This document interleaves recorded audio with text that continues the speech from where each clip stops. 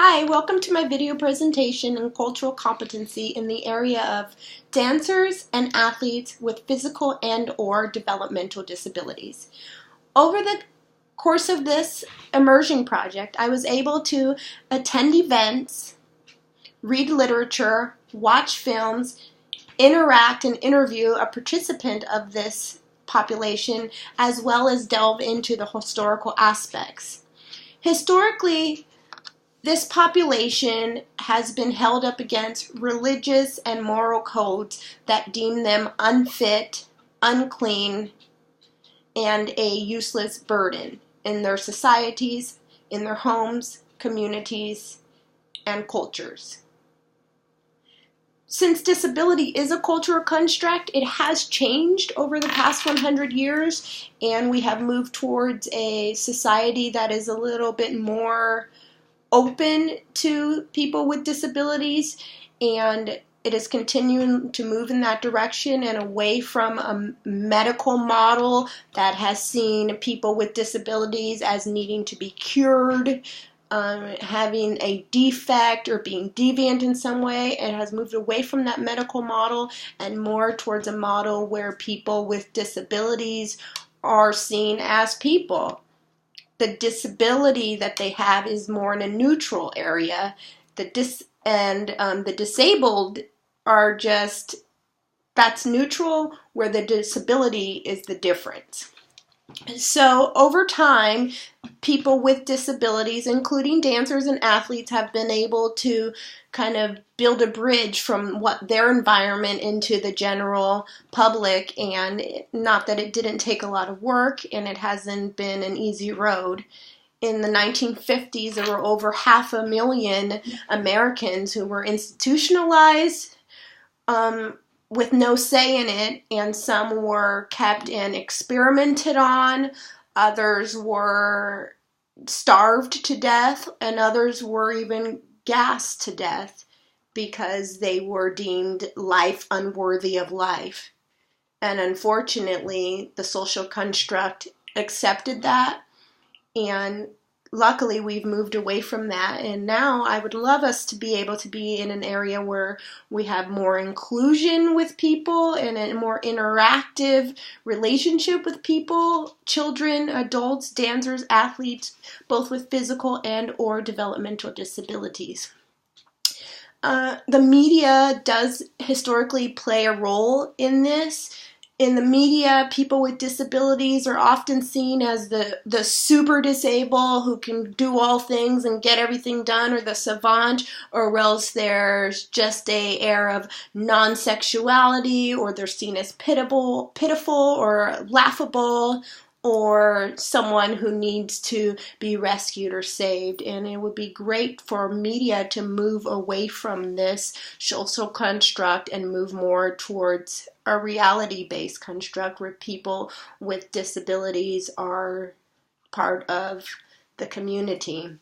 It was in after World War II that there started to be new laws and changes, and we moved more toward a rehabilitation model where people veterans were coming back from the war. I think it's veterans were coming back from the war, and they were newly disabled, and so the government decided that it would be a really important thing to enact some laws that would help these people who served the country be reintroduced to their home environment without the challenge and the discrimination and the stereotypes that were prevalent in the society at the time. So there were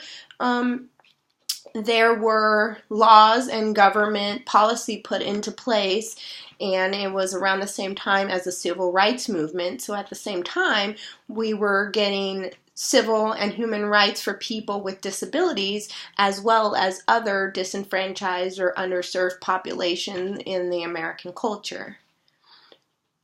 At the time of people with disabilities being able to interact more in the American culture, there was also a desire for athletes and dancers and people who historically wanted to express themselves through movement and the emotional sports who were also kept from it because they couldn't compete on a level of equality, nor were they able to find a fair way to interact in this way. So that became the inception of the Paralympics. In 1948, that was introduced, and I had the opportunity to meet a gold medalist Paralympic rower when I attended the Abilities Expo, and I will show you or talk about that later.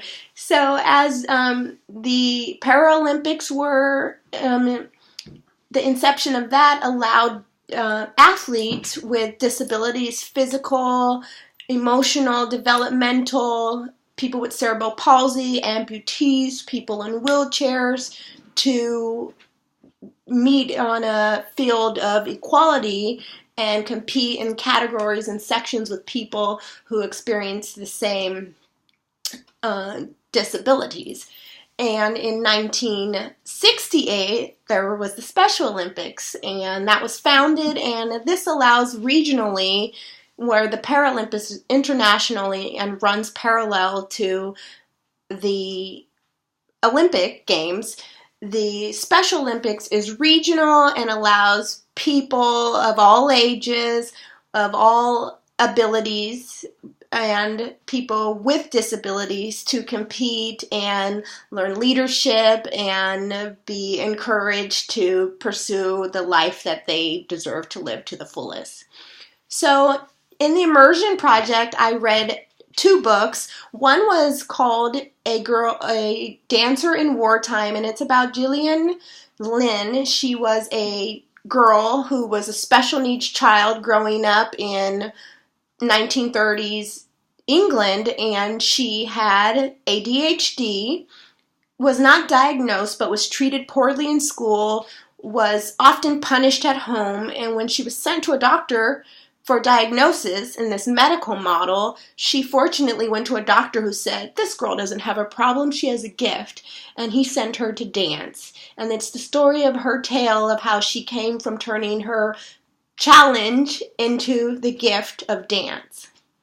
I also read a book, and it's here, and it's about a little girl I was able to meet at the expo, at the Abilities Expo, and she has a infantile disease. It's included in the paperwork in my workbook. If you want to read it, it's slipping my mind right now.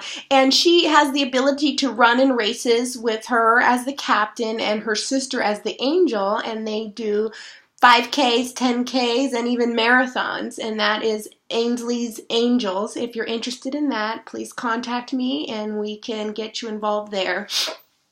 I also watched a film, and it was called Musical Chairs. This is about a dancer who is disabled because of an accident, and she finds the will to persevere, find teamwork, and find love. So it's a love story, which isn't often depicted for people with disabilities. I also watched Finding Nemo. Whether you know it or not, everyone in Nemo's world has a disability, and they've made that a normal thing. So Nemo has a mobility disorder. His dad has anxiety disorder. There's someone with an addiction, and there's another fish with OCD. And this is just a model for how society can be inclusive of people with differences and make a normalcy about it. At the Abilities Expo, I was able to interact with dancers, rowers, and other athletes and people who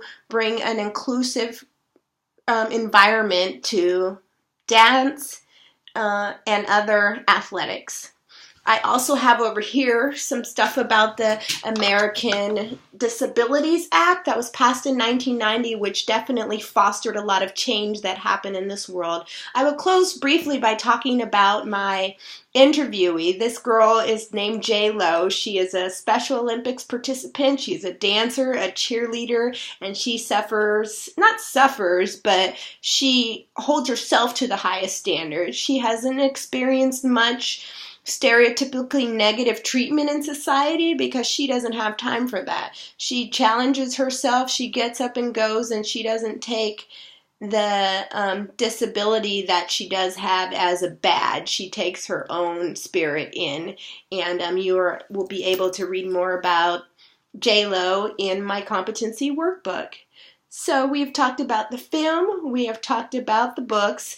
I visited the Abilities Expo, which I would definitely recommend you going to because you get to learn all kinds of things that people with physical and or mental or developmental disabilities are doing in life. They are learning dance. They are learning emergency preparedness. They're learning about intimacy. They're learning a variety of things, and they're included in our community. And I was so grateful to be immersed in this project and learn. And since I have signed up at the College of Adaptive Arts to volunteer and bring my background in dance to dance and athletes with physical and or developmental disabilities. Bye.